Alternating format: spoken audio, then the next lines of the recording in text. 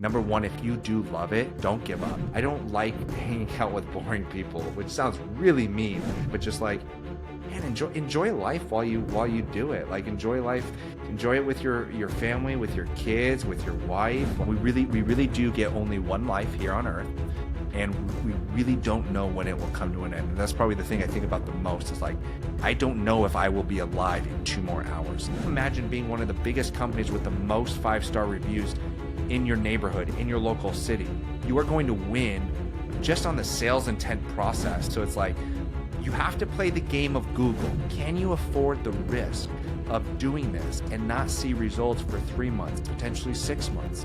Because it's absolutely powerful long term. That business is focused specifically into the moving industry and trying to get something going really quickly and then get rich. Like, I'll buy a few airplanes and rent them out, and that will be my ticket to success. And it's like, well, there's more than that, you know? We have got an SEO company, a digital marketing company is what you could say.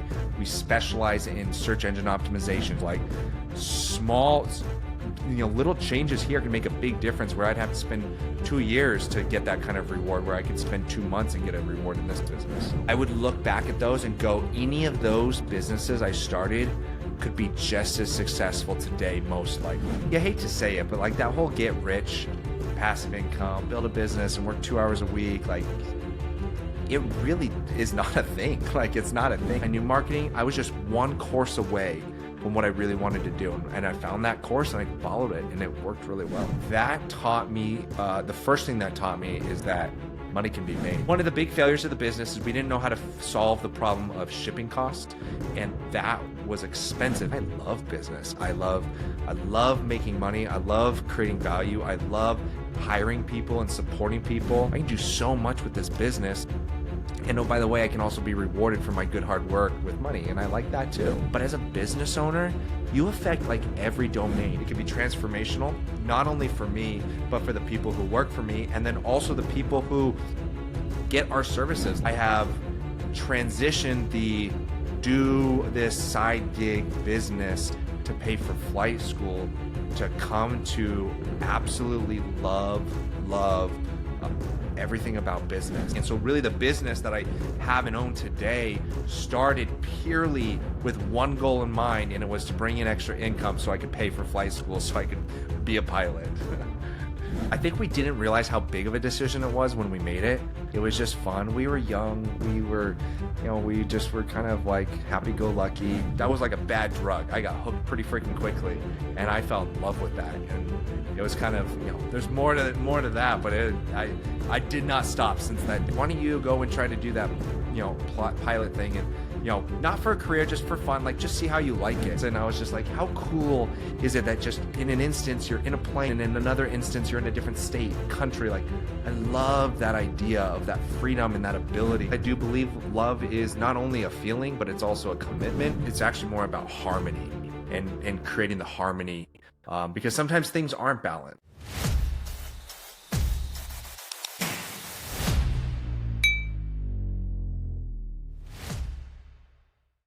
%80. According to some reports, the failure rate of startup businesses is as high as 80%.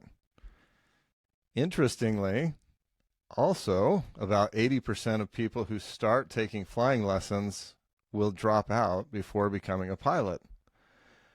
So if you have started a business or want to start a business, or you're thinking about taking flying lessons and you're just not sure about your ability to do either one of those things, today's guest is someone that you are going to want to listen closely to, because he is not only a successful entrepreneur running a fantastic business and helping other business owners all across the country, he's also a flight instructor. And so he's helped people overcome the obstacles to learning aviation and becoming pilots. No matter what you're trying to accomplish right now in life, business, or aviation, Travis Weathers is going to be somebody that you're going to want to listen to. Travis, welcome to the Plain Success Podcast. Hey, Alan, thank you so much. I am really excited to be here. I'm looking forward to our conversation. It'll be fun. I can promise that. At least. Absolutely.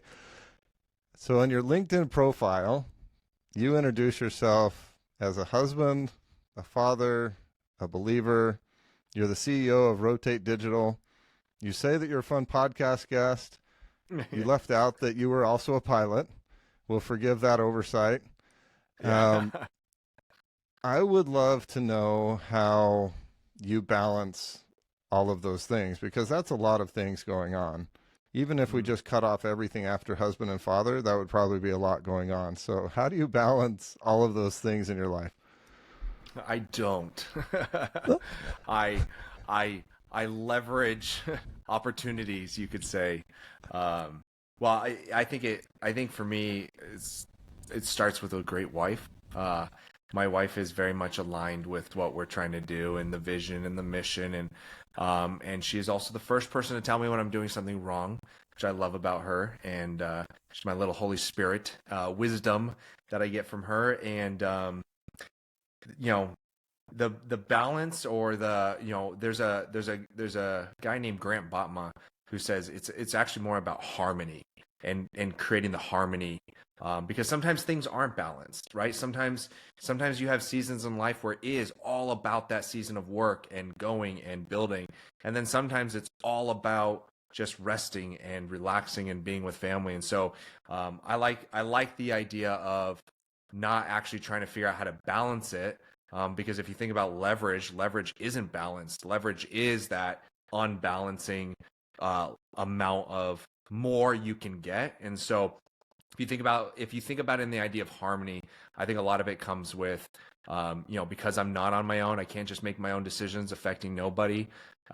My wife and I try to sync up, and we have a very good understanding of what's coming. She knows the next 6 weeks for me are going to be one of the most busiest times of my last 5 years, and I'm going to be gone and traveling, and she knows I'm going to be pretty much useless around the house. But she also knows we have a vacation planned right after that, and she knows it is for a season. And so that kind of connection with my wife and that communication, I find very helpful, and just the alignment, right? If my wife wasn't on board for this, I would say this would probably be a lot more of a disaster. So Yeah, it sounds like you have a great relationship with your wife.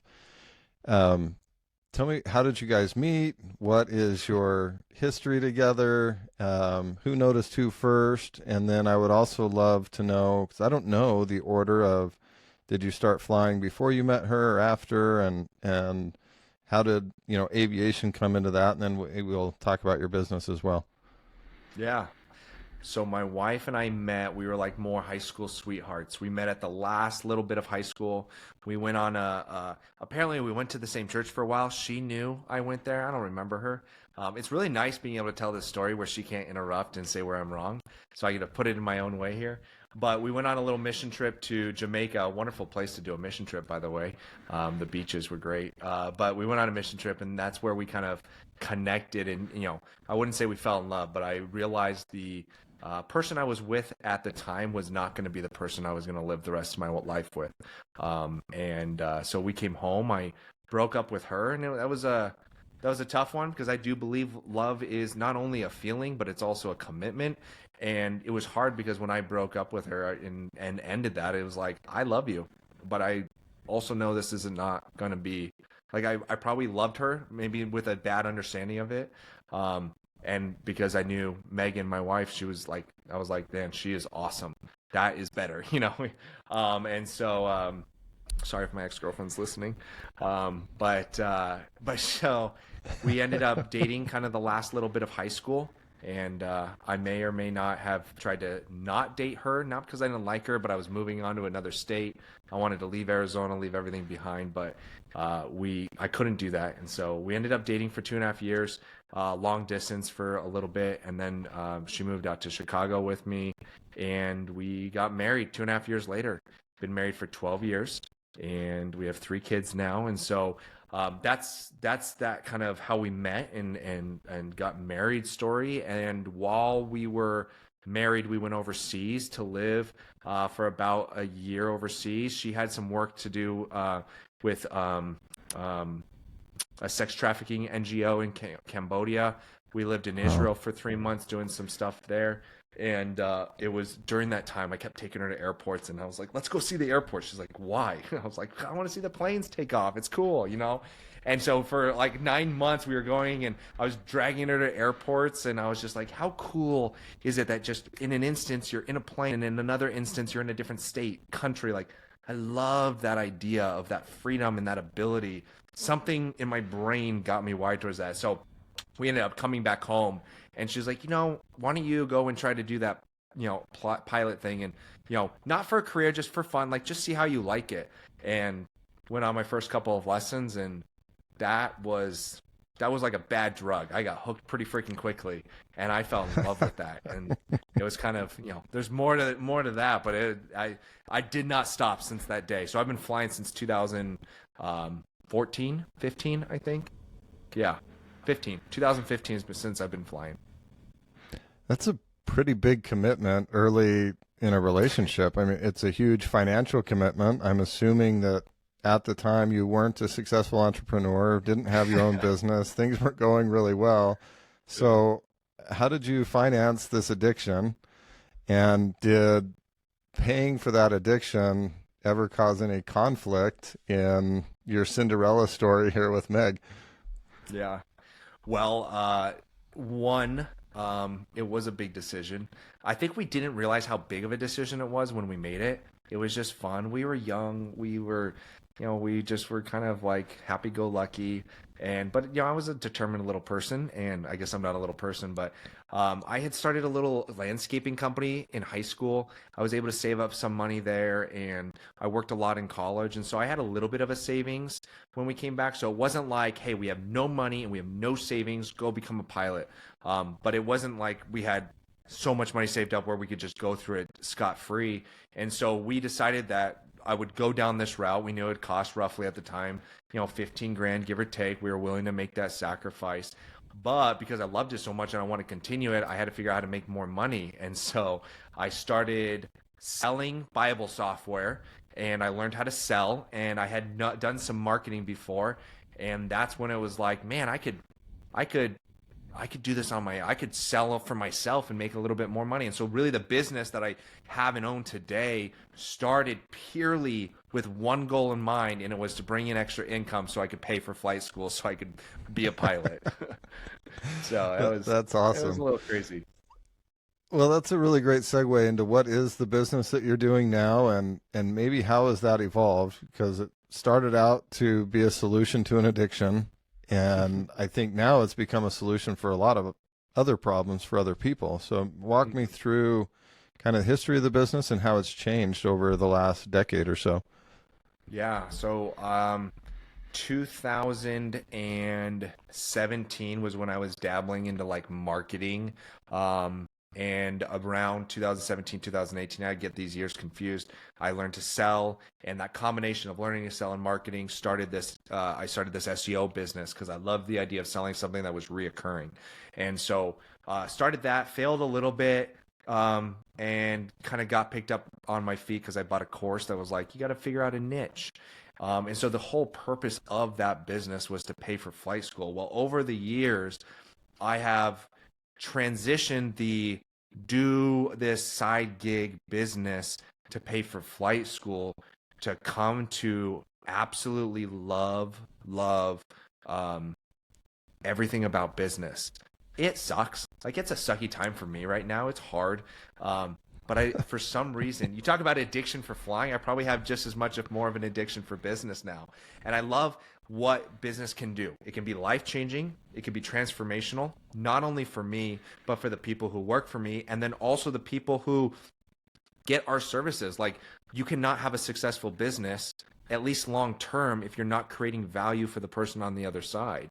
And that value and the profit and the money you receive is almost like a token of how much value you're bringing to the marketplace. And man, I fell in love with that concept. And I went to school. I went to Bible school. I've got a degree in biblical theology with an emphasis in Jewish studies. And you go, well, how did that translate to marketing? It didn't. But I wanted to be a pastor. I don't anymore, but I wanted to at the time. And if you think about like a pastor and a leader in a church, like you can affect maybe like one domain of someone's life, right? Because you see them on Sunday, maybe a little bit in between. But as a business owner, you affect like every domain. You're with them all the time. You can help them buy a house for the first time ever. You can help them, have a wonderful like harmony or balance in work life. Like there's so many domains of their life that you can actually have a big influence on. And maybe that's probably why I fell in love with it. It's like, man, I can do so much with this business. And oh, by the way, I can also be rewarded for my good hard work with money, and I like that too. And so that's kind of been the evolvement of me going, man, I love business. I love making money. I love creating value. I love hiring people and supporting people. Yeah, and there's so much value that can be brought from just a business, from the community to the employees to the people you serve. So that's been the transformation. I want to rewind a little bit because you said you failed a little bit. So, what does failing a little bit look like? And did you love business while you were failing? Hmm. And how did that failure change your approach to business? What did you learn from that? And what have the blessings been from that little bit of failure? Yeah. Oh, that's a good question. So somewhere in between those beginning years of like 2014 to 2018, I built a couple websites. I wouldn't call them a failure. I charged a premium. We were building websites for, $250. It was like I didn't know what I was doing. I was having fun, and so that was fine. I'm trying to remember because my wife is really good at remembering all the other failures, but one of them was a coffee startup business before subscriptions were cool, and should have ran with that idea a little bit longer. But I thought, like, I love coffee, and I go to the grocery store and I get coffee, and if in my neighborhood I get three good coffee shops, maybe. What if you had a subscription service that would ship you local roasters from all over the country, and so each month you would go to a new state and get top local roasters coffee being shipped to you. And so we started that. I started that with my dad, and that thing took off because we did almost $400 in sales in 6 months.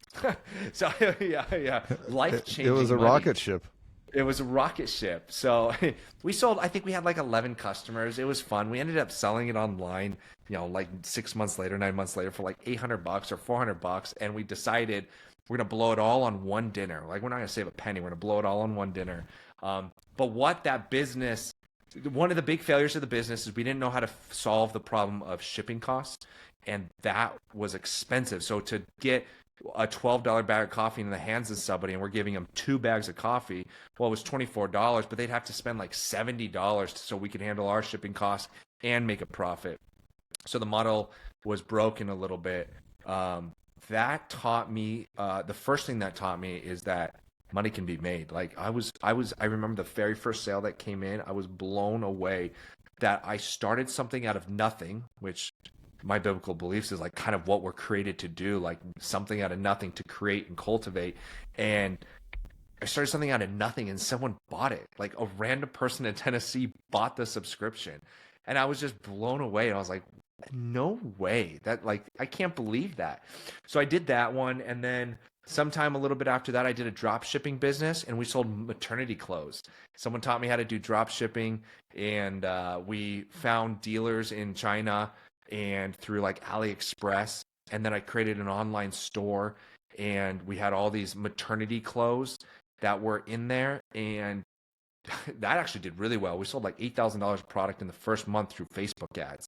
And it was really cool experience. Again, I created this out of nothing, no brand exposure, and people were buying $150 sweaters that, have a thing open so they can breastfeed. And it was like, holy crap. And I actually really like that business a lot. The downside is I started in like December, January, and Chinese New Year hit, and you're already talking about like a 12 to 15 day delivery time from China direct to the person who bought it.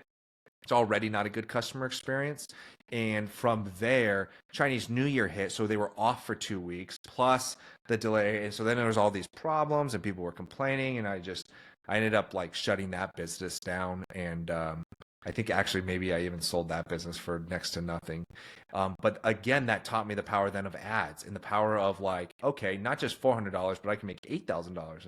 It was just this idea of creating something out of nothing. And so that ended up my love for that kind of creativity and trying to figure something out and create something and make money from it ended up coming into as I got into marketing and left my job and tried to go off on my own. And then I failed going off on my own. So then I got a job selling Bible software. And so you just like, there are all these like little failures, but that drive and that grit never left. And so it was really just kind of figuring out, it became down, honestly, outside of learning how to sell, it came down to buying a course. And it's just amazing. You talk about, you're one person away from, from getting what you want. You're one knowledge piece away. Like I do see that. I do believe that. You're one hire away. Like I knew sales, I knew marketing. I was just one course away from what I really wanted to do. And I found that course and I followed it and it worked really well. So it was a long answer. That's fantastic. Hopefully people are No, that's a great answer. And I'll interject here a little bit of personal history and experience. Is there was a season of my life, not that long ago, in fact, where I tried a lot of different things. I bought a couple of airplanes and was renting them out, and that was insane. They were rented out from 4 a.m. to midnight, like every day. Whoa. And then that created a lot of other problems, like I had to get them serviced twice a week and 100-hour inspections. And like you, I found out pretty quickly, like, this wasn't sustainable and I needed to have a different model. And so I ended up shutting that down. I tried a rooftop solar company. I tried house flipping. I was doing stuff with senior care. And during that, this is maybe a 2 or 3 year period, it was extremely frustrating then because everything I started, when I started it, I thought, man, this is going to be it. This is the thing that is going to take off, and this is what's going to be my ticket to success. And then it didn't work out, and it felt so frustrating at the time. And then I love that you said that you were just one course or one person away. I met the business partner that I have now, and literally there was an experience, a little thing that I had learned in each of those failures that were exactly the pieces to the puzzle that he was looking for to solve a problem that he had in his business to go to where he needed to go to the next level. And so from my perspective, it felt like I was failing. The reality was I was learning, and I gathered experiences along the way that now are invaluable. And I want to hear how, if you were to go back and look at specific pieces from those failed businesses, are there specific pieces from those experiences now that either you've implemented into the business that you're doing now to help it be successful, or things that you've avoided that have helped it to be successful? I would say the quick thing that comes to mind is the drive I had to find a business that could be successful quickly started to show me. And then as I talked to smarter, bigger, and better business owners, that really is hard to come by. Like that kind of unicorn in part of the vehicle, but like, you hate to say it, but like that whole get rich, passive income, build a business and work 2 hours a week, like it really is not a thing. Like it's not a thing. And I was trying to find that. And I would say that is probably, with some mentorship, probably the biggest thing I've taken from those experiences is I would look back at those and go, any of those businesses I started could be just as successful today, most likely. Now I'm still an advocate of like the vehicle makes a big difference, and I get that. But ultimately, like, these aren't crazy businesses. Like they could have been successful. I just wanted the quicker, the get rich quick, the make it happen sooner. And so when I started this one and I was told, like, Here's how to do it. Don't change unless you're 30 phone calls in and you've done 30 sales calls. And it was just a lot more of a longevity look, a lot more of a like, it is sometimes going to suck. I think then that I was able to stick with this business longer, even though it sometimes didn't feel as good. Does that make sense? Like just the idea of trying to get something going really quickly and like get rich. Like I'll buy a few airplanes and rent them out, and that will be my ticket to success. And it's like, well, there's more than that, you know. So that's probably the biggest thing that I would take, and I take into, you know, what I'm doing now is like that leverage of like, that's probably why I don't start as many businesses anymore too, because I know it's going to be just as hard. I'm like, well, I already got a big leverage machine that I've built now. Like small, you know, little changes here can make a big difference where I'd have to spend 2 years to get that kind of reward, where I could spend 2 months and get a reward in this business. So it sounds like it wasn't so much a change in business, it was change in you that's made the big difference in your business success. I hate that you're saying that, because you know, from the beginning of my journey, it's like mindset, you know. And I'm sitting here going, yeah, it's mindset, you know. But there's something that doesn't click, and you may believe it, and you're like, I believe it, and I know it, and you're almost trying to trick yourself to believing it. I don't know how to explain it. Trick yourself to believing it's mindset, but then as you're like doing more and more, you're like, holy crap, it's mindset. It's like when people are like, how do you build a big business and a great business? It's like the people in the business. You're like, yeah, okay. And you want to believe it. It's not that you don't think it's true. It's just you don't totally understand how to grasp that concept. And then you hire a good person, and you're like, oh, I need to get some really good people on board, you know? So yeah, it is definitely more internal probably for me, and the knowledge of understanding that.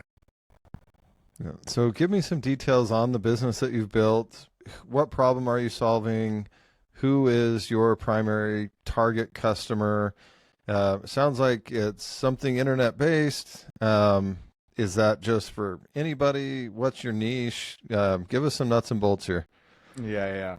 So we've got an SEO company, a digital marketing company is what you could say.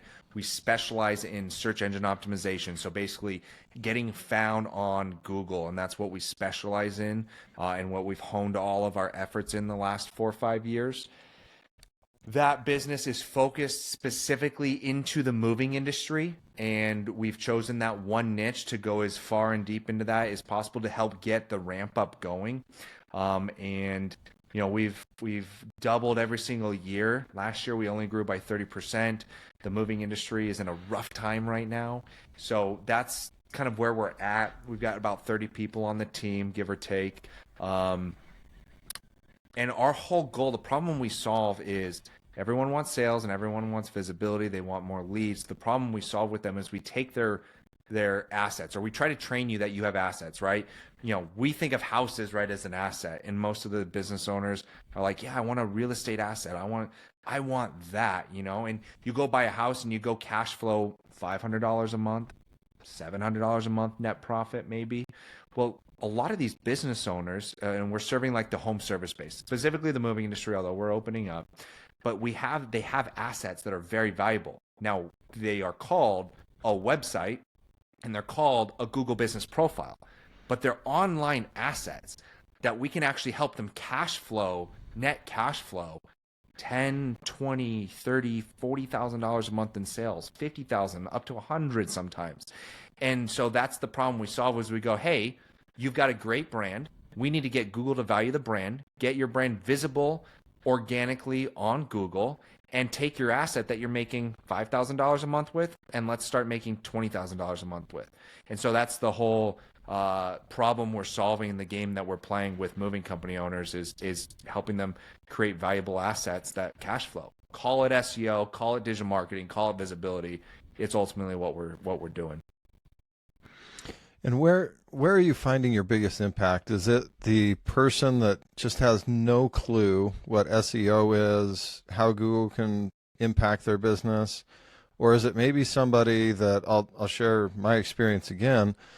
When I had my car dealerships, we had built a Facebook following of 30,000 people. We had hundreds of reviews on Google. I had no idea how to monetize that. I just thought, man, we got 4.9 stars and we've got 30,000 followers. This is great.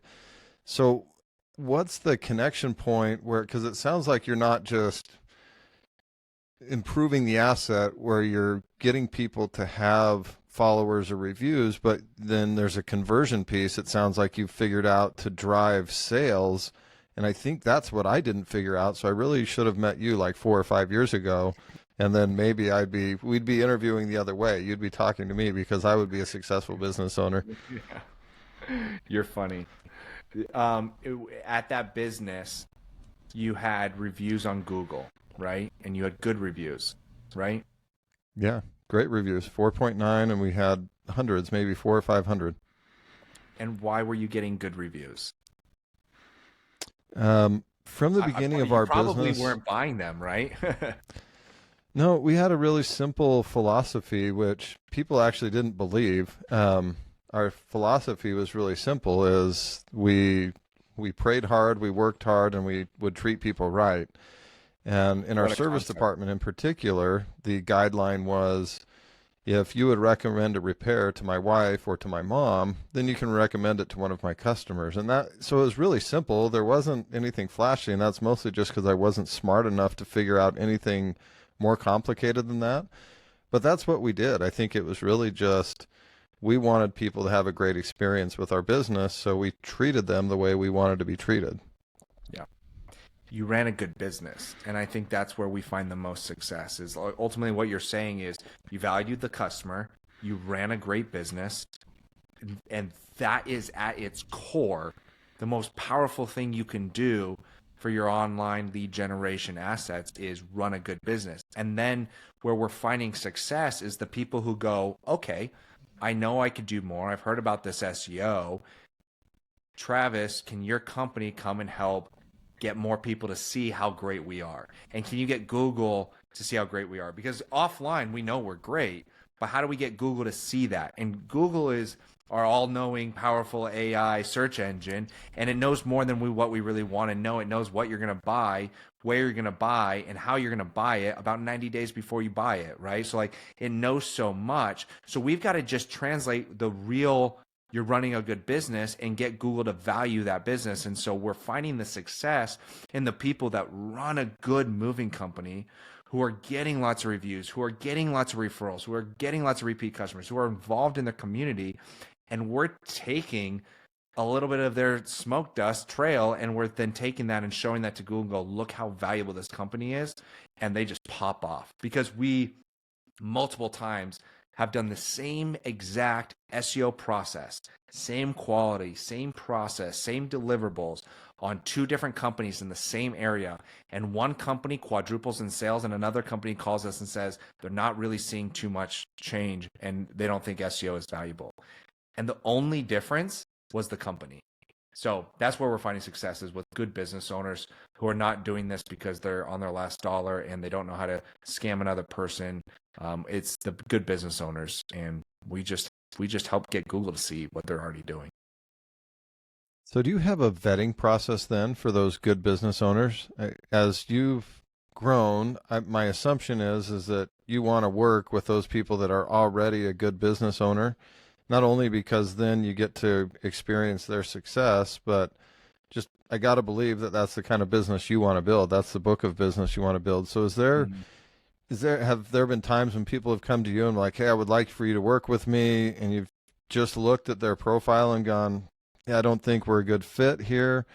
So I'd love to know that. And then I'd also, if there was maybe a standout experience of working with a local mover that was doing a good business, had a good reputation in town, and how did your service change their financial life because they doubled, quadrupled, or went 8 or 10 times? I would love to hear that story too. Yeah. So you've got the second question, which is what are some of the change stories that happen? And then what was the first one again that you brought up? So the first one is, do you have a vetting process? Are Oh, yeah, there, the vetting process. are there people that come to you and you're just like, you've got 0.5 stars for the last 10 years. You're not the guy Yeah. that we want to work with, or how do you vet your customers? Yeah, I would say that's my favorite sales pitch before the sales pitch is like, we will be the first to tell you. Now we don't say it like you said it at your shop and at your dealership. It was a dealership, right? Yeah. Yeah, so we don't say it Yeah. like you say it, like, hey, sell it to your mom, but I say it as like I want to treat it that if I don't believe we can get the success for them that they're wanting or they're not at a good spot, I don't want to sell it to them because it's complicated. They get in and now they don't have enough money or it's not doing well, and then we look horrible. And so part of our vetting process is like we'll tell you no. And I if you'll look at my reviews, we've got like five-star reviews from people who never bought from us, but are just so grateful that we said, I think you need to wait 6 more months, or I think you need to do this. Because every other SEO company is selling them fog and selling them the dream and going, sign up now, sign up now. And we're going, yeah, wait 6 months. Get this in place. Do this first. So it's my favorite sales pitch before the sales pitch is that what we do. So there's a vetting process. There's kind of, and we can't do it fully for the company, but we try to say, hey, can you afford the risk? Especially in the moving industry. It's very cyclical, right? Summer season, it's amazing. And then winter season, it's like rough. So it's like, can you afford the risk of doing this and not see results for 3 months, potentially 6 months? Because it's absolutely powerful long term, but could be disastrous short term if you don't have the money. So we try to vet them monetarily and go, whether you think this is a great idea or not. I think it's a great idea to hire 40 people who are all A-plus players to grow my business. I can't afford that. It would be a disastrous risk. So is it too risky for your business? So we try to figure that out on the sales call. We also no longer work with anybody who's basically 4.1, 4.2 or below, because in a competitive marketplace that we're in right now, if you went on Google and you search moving companies right now, and in that map pack, you had about 3 companies show up, and one had 500 reviews at 4.9 stars, one had 300 reviews at 4.8 stars, and one had 300 reviews at 4.2 stars. I would bet you're calling the first two to get quotes and information and not calling the third one because you're like, this guy has just as many reviews and has way better star ratings, and this guy's got horrible ratings. I'm not going to trust him with my stuff. And so we don't do that because we can get them in that spot and they don't get the results. And then they think it's our fault. And it's like, well, you broke a couple pianos lately. It's like, that doesn't really help our services for you, man. So there's the review star ratings. There's the can you financially afford it? And then my favorite vetting process is our service actually going to be leveraged for you to win? And I think a lot of SEO companies don't do that. They just go, there's always more to do. There's always more to do in SEO. And so let's, sign up, sign up, sign up. And it's like, of course, there's always something more to do that you could do. Just like in business, there's always something you do. But if you're spending your time doing all these things and it's not needle moving activity, you're going to burn out and it's just going to be a waste. Well, the same thing with SEO. There's always something to do. Great. But what we see at least, the biggest needle moving, leveraging activity, will look at their business and go, you're kind of already there. You're kind of capped out. So unless you're going to go to a new city or unless you're going to do XYZ, assuming you're going to maintain, you don't really need us right now. So those are probably the biggest vetting processes we do. And people appreciate it. And I'm glad. Yeah. So you said that sometimes you'll have people come to you and your advice is for them to wait because they're not ready for your services. So if you could identify what would maybe be 3 little things that any business today, startup or been in business for a while, could do to get themselves ready for an SEO campaign or service like yours, no matter what the industry, what are those things that people could be doing to accelerate their business to be ready for that kind of a lift? Great question. One of my favorite questions. So the first thing is reviews, especially on Google. Like it's, Google is, whether you like Google or not, Google is where everybody goes to. Bing's #1 search is Google, so it's like, you have to play the game of Google. And so some people are like, dude, look at all my reviews. I got 500 Facebook reviews. It's like, cool. That doesn't help us. It's like, so the first thing you can do, you're a local business owner, mom and pop shop, local store, home service, whatever it is, like incentivize your team for getting reviews, real reviews. Don't get fake reviews. Google's getting smart. We've seen businesses go out of business because Google pulls their listing because they're buying fake reviews. So don't do that. But if you focus on reviews, that is a very big power play that sometimes you can even rank really well by just getting some of the most reviews.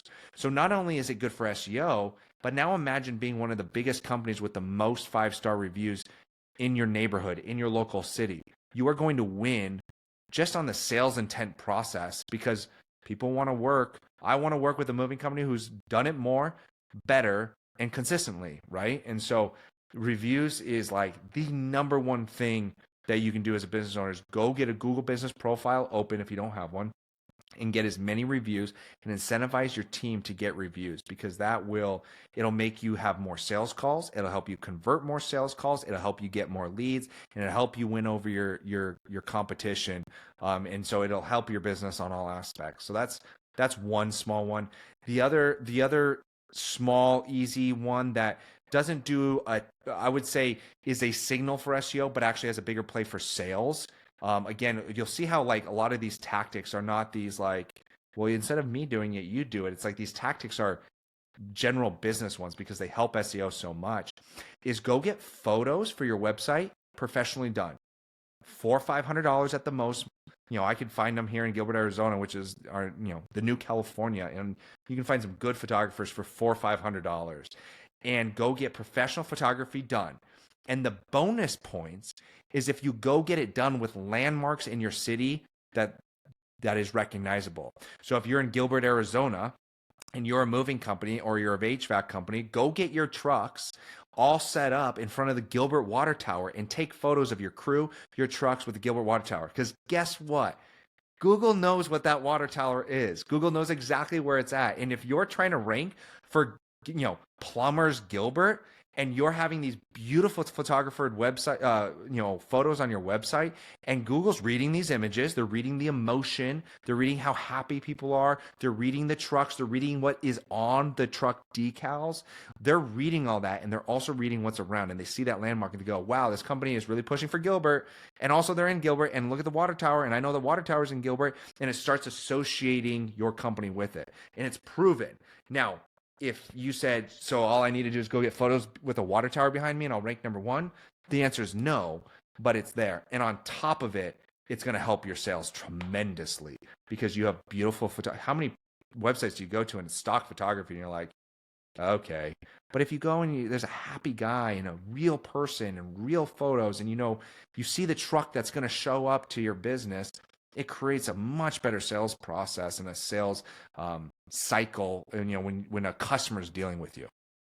So I'd say those are the two things that you could just win with out of the gate. That's fantastic. So I want to transition a little bit. As we mentioned in the beginning, I love that there were really 3 relationships that came first for you in your LinkedIn profile, that of husband, father, and believer. Yeah.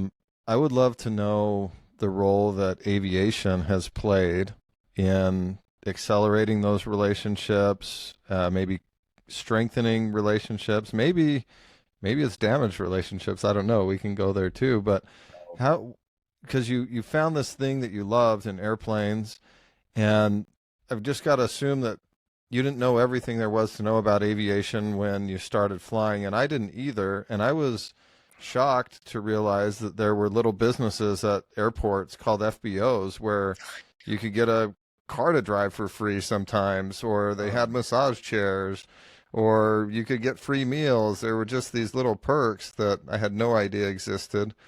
I had no idea of how aviation would impact so many different places in my life, family relationships, business relationships. So I'd love to maybe have you walk us through your aviation journey and especially the impact points that aviation has had in your life. Oh, I love aviation. It's so good. There's so many crossovers between building relationships, between principles and proverbs of life. Like that is my favorite part of aviation. And so, let's talk a little bit about some of the crossovers into just how it's done with life. Number one, it's opened up awesome relationships. And again, one of those things that you hear when you're like at the beginning stages that you're like starting to believe more is like, man, the networking and the people you know really is so helpful. And so if I can get a vehicle, call it an airplane, that I can share life with people and give them a joy and an experience that they've never had before. And oh, by the way, conveniently, they also have or do something that I'm really interested in trying to get in. It is so much easier. Instead of calling them up, be like, hey, is there any way you could have me speak at your conference? Or like, who are you? It's like, dude, that was amazing. I've never seen a sunset like that before. And before I even asked, they're going, dude, would you like to come out to Florida? I'd love to have you speak at a conference. And you're like, sure, you've never seen me speak. I just flew you around in an airplane, but sure. I love that. That is like my favorite thing. I need to do that more. And every time it's happened, it's my favorite. So that's one of the beautiful things about aviation and business and networking and the people you meet. And, I practically met you through aviation in a sense, and we connected over aviation. And I would say that our relationship, although even at a more younger beginning stage, is a lot more vibrant because of the love and passion we have for aviation and the experiences that we get to share with aviation. So I love that so much. And then you can get into the principles about from checklists and the value of checklists and the value of, accident principles in aviation and how it crossovers into your actual real life and into your business, and all that. So like you could have a whole 3-hour podcast on, just checklists and business and the crossover in life and business. And, so I don't think that answered your question, but I did get to share how much I love aviation. And that's perfect. But you did share something that was a really pleasant surprise for me as well, is as I would go to local real estate meetups, for example, or other networking opportunities, and I met somebody that I wanted to spend some more time with, I wanted to get to know them, I had a really great gift that I could give in exchange for the opportunity to build a relationship. And it often would sound something like this. I would accidentally let them know that I was a pilot. Yeah. Everybody's was that the first intrigued. minute or the second minute you met them? Yeah, it's definitely within the first 30 seconds. There's a hat with an airplane on it or something that stands out, which actually is something, a really great story that maybe we'll get to. Just the value of identifying a strength or something unique about you and then marketing that so that you stand out in a crowd. That's what aviation has done for me. I'm pretty irremarkable by any stretch of the imagination in any other aspect of life, but I happen to be a pilot, and that helps. Oh, and it's also great cocktail stories when you meet someone you don't know what to talk about. It's great to be like, so I'm a pilot. Oh, you are? Really? You're like, oh, cool. Let's talk about this. Absolutely. But like you, it's a very easy, I want to go fly the airplane anyway, so it's easy to say, hey, I was thinking about going flying on Saturday, and there's this little cafe in Sedona that I love to fly to. Would you be interested in coming along? Everyone says yes, and now you just got a couple of hours with somebody that you wouldn't have received otherwise. You provide an experience that they're not going to get with anybody else. Mm-hmm. And that opens opportunities for conversations and relationships. And sometimes that's led to business opportunities. Every time it's led to a deeper relationship. So I'd love to hear maybe just an experience of where that has, you've experienced something similar. And then transitioning from that, I would love to know how, either as a husband or as a father, aviation has had an impact on those family relationships. Yeah. I'll tell them in 2 stories. So the first story is how I legally got paid to fly. Legally got paid to fly when the FAA doesn't really like that. And it was I had a relationship with a business guy, and he'd never paid his last invoice. It was like a $3,000, $2,500 invoice. Never paid it. We ended up chalking it up, wash away, uncollectible. And like a year later, he's in town, and I was like, dude, you want to go flying? And I took him and his wife and somebody else flying, and went flying, had a wonderful experience. And what do you know? He texted me the next day and he goes, dude, I realized I never forgot I never actually paid your invoice. I was like, I sent you like 7 emails and 7 text messages. I think you were avoiding it, but now I took you flying. It was like, man, that was the most profitable flight I've ever been on. I made $2,500 on that flight, and but those are the kind of that's a direct ROI. That's not even relationship building. That's direct money in my pocket. Yeah, To that's. so.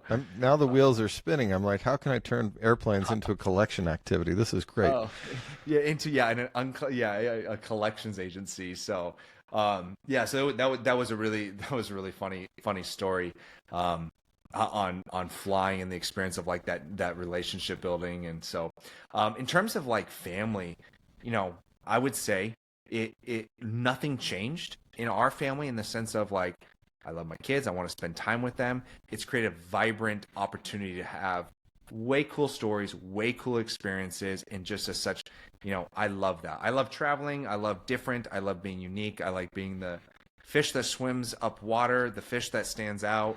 I used to wear tie-dye and polka dot pants to school and high school, and I don't know why. I probably had, I probably should have gone to counseling and therapy, and I never did, and so that's how it came out. But I like that different and unique experience. And so like, last year we went to Legoland as a family. We literally drove 5 minutes to the airport. It's technically 7 minutes. Put everything in the plane. All the 3 kids took off. 2 hours later, landed in Carlsbad, California. Uber picked us up. In 5 minutes, we're at the Legoland Hotel. We stay there for 4 days. We go to Legoland. We have a blast. Uber picks us back up, drives 5 minutes to the airport, hop back in, fly back home. Like, man, you can't beat that. Now, my kids will probably not remember that, but I will remember that trip for probably the rest of my life because it was just such a fun, unique trip. And again, the freedom and flexibility. We weren't running to the Phoenix Sky Harbor Airport to catch a plane and all the stress and then have to, wait. It was like, hey, we slept in a little bit. That's okay. Cool. All right, let's mosey our way to the airport. So, yeah. That's awesome. Outside, I saw a outside of recent me social going away, media post. yeah. Go ahead. I was gonna say I saw a recent social media post where you went camping with your kids in your airplane. Can you maybe share that? Because that's something I didn't know that existed before I started flying. I'm like, wait a minute, you can combine airplanes and camping? Like, how cool is that? So, Yeah. So that was my second favorite trip, and that was with some family and a friend of mine and his son. And I've always wanted, ever since I learned that Payson Airport has a campground that you could fly in, and they got pre-cut firewood for you, and you go camp there. I've always wanted to do it. And the opportunity came up, and so we took our boys, packed the plane, packed it with logs of firewood because we knew we'd use a lot of firewood because it was a little cold. And we packed our sleeping bags and scooters and bikes, and as you can tell, we don't have a Cirrus. We have a Cherokee 6. It's like the SUV of the sky. We can pack that thing tight. And we took all the boys and we flew up to Payson and we landed in Payson. And it's literally a tiny little hill you walk up. And by tiny hill, I mean 5 steps. And there's a campground, and there's multiple campgrounds, and there's pre-cut firewood.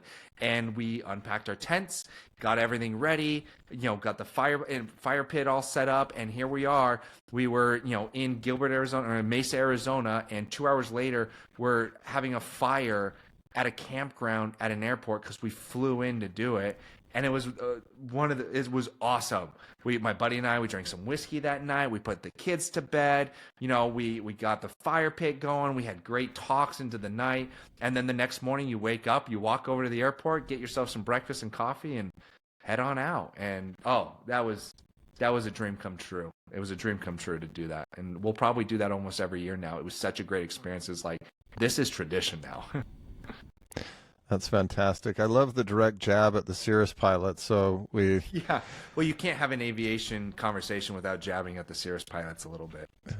So next time you go and do that camping in Payson, I'll grab the Cirrus. I'll meet you up there. I'll give you my stuff beforehand so you can haul it up for me. How's that? That's exactly right. And you'll have a nice, comfortable, beautiful Tesla of the sky, and I'll be chumming along up there, but we'll both get there and we'll both have a really awesome experience. Actually, that's what we should do. A next event is we bring, 4, 5, 6, 7 guys together, and we go up there, pitch some tents, and we just have a nice time chatting, discussing life, business, and we'll make it like an event, almost like a networking event. Or we'll bring our families and just make it a family event. That sounds great. We'll do both. I'll expect the invite. April 28th. Okay, we're going to start putting that down. It will be an annual fly-in event. There you go. So you shared a couple of really great experiences in the airplane. I think for just about anybody, if you fly long enough, you're also going to have the opposite experience where something doesn't go exactly right.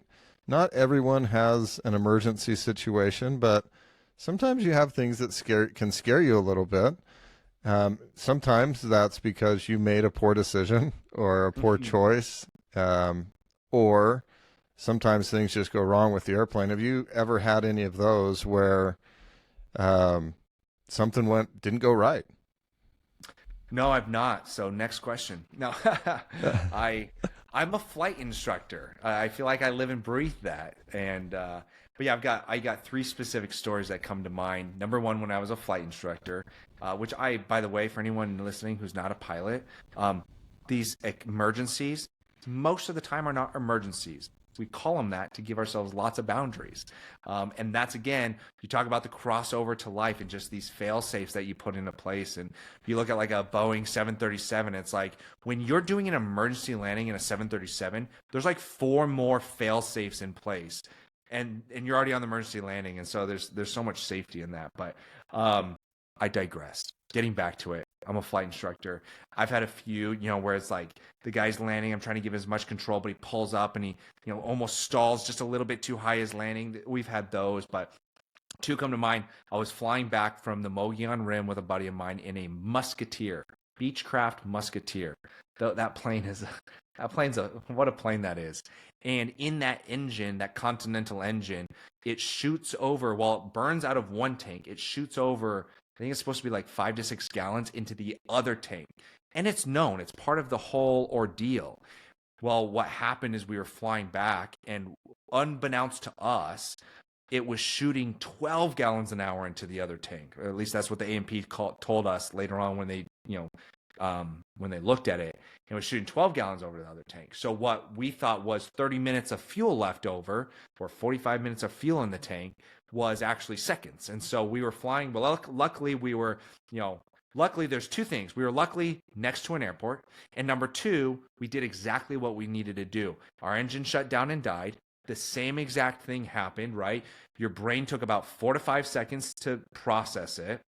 And then you start. By process, you mean mild panic. Mild panic. Well, we prefer the and word then you process. Yeah, I prefer the way. It's like when my wife and I get in arguments. It's like, well, they're conversations. We had a conversation. But yeah, so we processed it, 4 to 5 seconds, and then I started doing some weird stuff. I was like moving the mixture, because we had some mixture problems earlier that day, but I was like moving the mixture, and then it clicked. Checklist. I'm trained for this. And so we did the checklist, flow from right to left. At that point, we had declared an emergency. We had the whole airport to ourselves. We said, and it wasn't like, hey, what do you want us to do? It was like, I forget the tail sign, but it was like, we're declaring emergency. We are landing 1-2 left. It wasn't like we just told them what they were doing. Everybody, they're like, Allegiant, go round, Unite, whatever. It was like all these, they were just clearing the space for us. And we go through the checklist flow and, fuel pump on, mixture full rich, the whole thing, and switch the fuel tank. And on that switch of the fuel tank, about 15 seconds or 10 seconds later, the engine came to life. We landed just fine. The fire truck was there, ready to go for us. They said, do you need assistance? We said, no, thank you, we're good. Fire truck went away. We double checked it and ended up taking back off. So that was one of them. And that was a fun experience. And it was with a buddy of mine. So what a great way to have an experience like that. The other one was we were ferrying a plane back from Virginia. And so you think long time back to Arizona, like a 3-day event. We had gotten in middle of the summer, and we're in the middle of nowhere, New Mexico. And it's an old plane, so it barely even had, performance charts. And we had been calculating every takeoff. What's the temperature? What's the distance? What's this? What's our weight? Like everything. And on this one, we had a little bit of a get there-itis. Like we wanted to get there-itis. Like we were one flight away from getting home, and we'd been on the road for 4 days or 3 days. And it was the dead of summer, and we just, I think, complacency hit in, the get there-itis hit in, and so we ended up taking off. And that plane, I was an instructor, and I took over the plane. That plane barely climbed, and by the grace of God, we were in the middle of nowhere, so we were fine, and there was a little plateau, and so just by flying straight, we gained like 150 feet. And We flew and we gained and we made barely any changes to turning, lightly turned. And for the next 45 minutes, we climbed all the way up to our pattern altitude right over the airport. And then we flew our way home. And I remember getting clear of that and looking at him and going, I will never do that again. That was dumb. So, Yeah. Well, again, and both of those experiences, your training is what made the biggest difference, is that you hadn't skipped on the training, which I think sometimes you can get impatient either in life or in aviation. You just want to get to the fun part, right? You don't want to go through the entire checklist. You don't want to set up your Google reviews and your Google business account. You just want to get to where the money's coming in the door. Get to fun. That's right.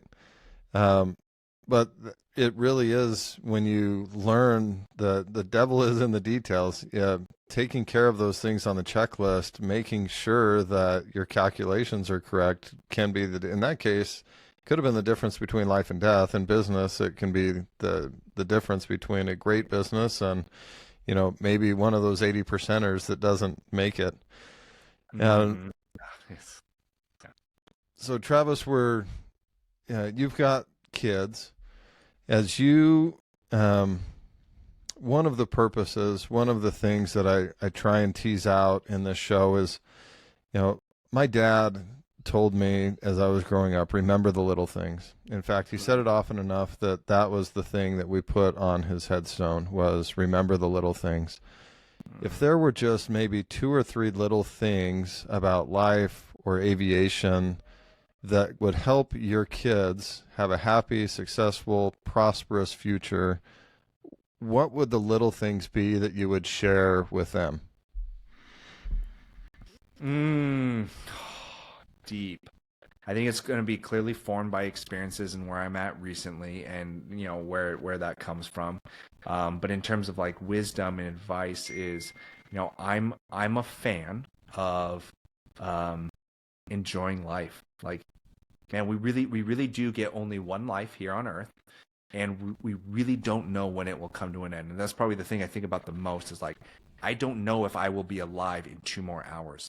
I don't know that. And I think that puts it into perspective, not to be like, oh, therefore I should never work hard or anything like that, but just like, man, enjoy life while you do it. Like, enjoy life, enjoy it with your family, with your kids, with your wife. Like, I like not doing the normal. I don't want, let's put it this way, in the nicest way, I don't like hanging out with boring people, which sounds really mean. So I would tell my kids to enjoy life. And the other thing I would say in terms of remember the little things, it's a big thing, but like, know that they're loved. They're loved by the Lord. They're loved by me. They're loved by their friends, and enjoy friendships and enjoy relationships, because it really is what it's all about. I would say those are probably the 2 big things that I would probably tell them, outside of like, I know I'm going to screw you up in my own unique way, so like, I will pay for your first 10 counseling sessions when you're 18. So that's not a little thing, but it's real. No, and from experience, it's usually more than 10 sessions. You can't fix it in 10. So you may be signed up for a few more sessions than that. I hate to tell you that now. I just said I would pay for the first 10. Oh, got it. As long as they're committed to doing what it would take, you'll pay for the first 10. That's perfect. Yeah. What about, so I have a son who's at the very beginning of his aviation career. He's working on his private check ride. For your students or somebody in a similar situation, maybe it's been difficult to get there. Maybe they're loving it. I don't know. From your aviation experience, what would be some little things that you would share with them that could help accelerate the enjoyment of aviation, or maybe just surviving the process of getting to be private pilot, commercial pilot, instrument rated, instructor, all of the things that you've accomplished? Yeah. There's a lot there. I'll try to give like 3 or 4, and I'll try to make it brief. Number 1, if you do love it, don't give up. Like, I hope he's not listening. It wasn't like he was bad. I had a guy who I was training, and it took him a long time to get a certificate, like 100+ hours.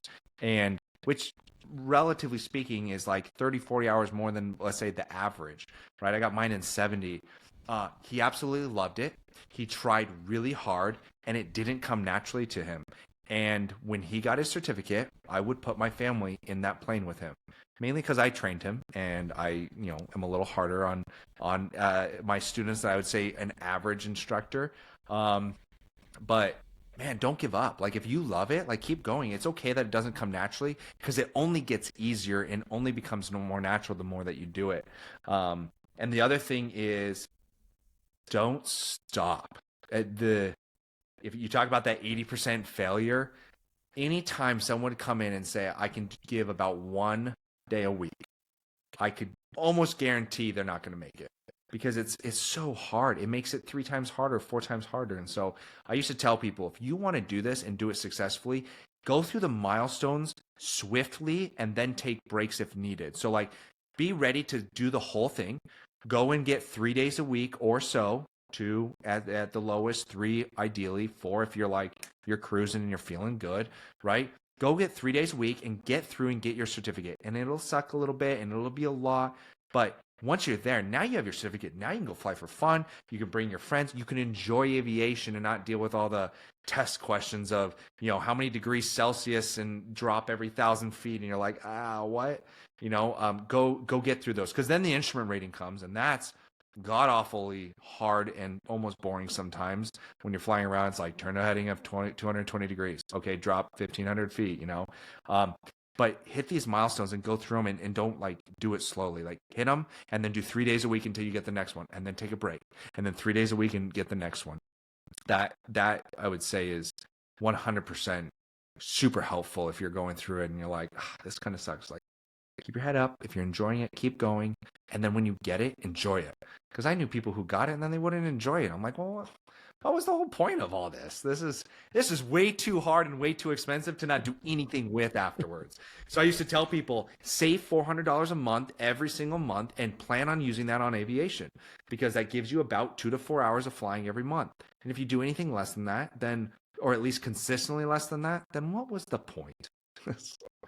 Now I'm saying that here, my plane's been an annual for a month now, and I haven't flown in a month. So, well, that's a great segue into the last question I wanted to ask you about aviation. Is I know the addiction doesn't get better. You're not recovered yet. So, what is the next hit that you're looking forward to in that aviation addiction journey? I want to fly blindfold. No. My next hit in the aviation journey, I think I need another cross-country flight. I want to go from Arizona to Miami or Arizona to Maine. I want to do a long-distance cross-country flight because I've done that twice, and I talk about it all the time. It's just such a fun, amazing experience to do that. You think driving across country in a car is boring, and it is. When you fly, it's way different. So my next big hit is probably a cross-country, and I really want to get a bigger plane. It's always bigger and faster is all you want. And so I love my plane, but it keeps me working on my business so I can afford the next plane to go just a little faster, a little higher, and a little quicker. I love it. And I love the cross country too. I've also had that experience, and just like you, there are things that you see, even just the different little airports that you land at are remarkable. They're all unique. They have their special character. You meet amazing people along the way. So, sign me up for that journey when you're ready to do it. Oh, yeah. I love it. And then the weather, and you get to see different weather. And yeah, I remember landing in Texas. We're in the middle of freaking nowhere, Texas. And it's like, whoa, howdy, man. How you doing? It's like, hey, we're here to get some fuel. Any restaurants? Do you have a courtesy car? It's like, no courtesy, but here's the keys to my car. There's a barbecue place right down the road. Gina has the best barbecue. And, and it's like, that is general aviation at its finest right there. It's like Mayberry at every little airport you land at, right? 100%. Yeah. Travis, if people want to get in touch with you either to learn how to fly or they want to accelerate their moving business online, what's the best way to find you? I'd say the easiest, best way to communicate with me is Instagram. And you can find me at Travis Weathers, and I'll answer your messages. Although I'm off of it a little bit right now, so I'll be a little slow. And if you're a moving business owner, for some reason you're like, hey, I'm a moving business owner and I'm listening to this and I need your services, just go to rotatedigital.com and click on a link, talk to our team. They'll try to pour as much value in for free without you feeling like you have to buy anything. And our goal is to help you grow your business. And if it's with or without us, that's okay. So. Awesome. Travis, this has been a lot of fun as always. Thank you for joining me on the Plain Success podcast today. Yeah. Thank you, Alan. I appreciate it. Travis Weathers has been using his enthusiasm to accelerate businesses and change the financial trajectory of people's companies for years. When you're traveling for non-emergency medical care, one of your biggest concerns is how financially are we going to handle this, and logistically, how are we going to be able to get the care that we need? Angel Flight West has been accelerating the logistics of solving that problem and eliminating the financial barrier to travel. Our volunteer pilots do free flights for people in need of medical care far from home. If you or someone you love is traveling for medical care, please look us up, www.angelflightwest.org. We would love to be part of the solution for your family's healthcare needs.